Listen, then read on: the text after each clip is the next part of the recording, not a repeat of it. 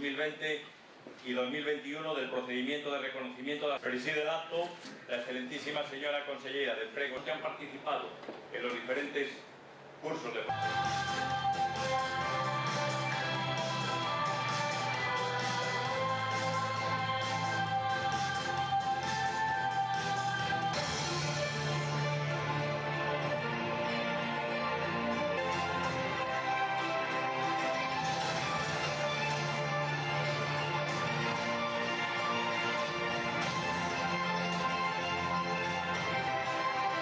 Piñeiro Fernández.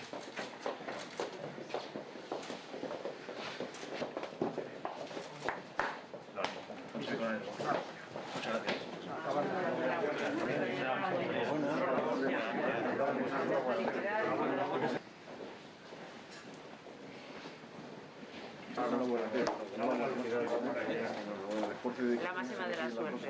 Aquí en adelante.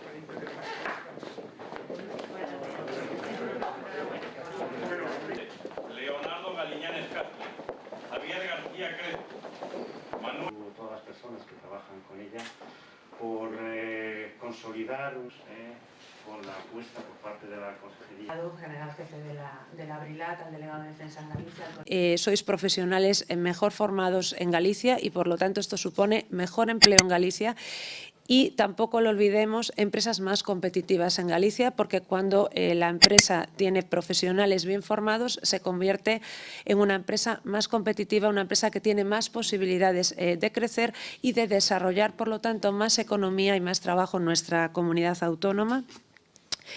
Estos diplomas, por lo tanto, no solo certifican vuestro conocimiento, sino creo que también vuestra destreza, vuestro esfuerzo, vuestro saber hacer, y demuestran todo lo que tenéis que ofrecer al mercado laboral y que previamente habéis adquirido en vuestra carrera militar.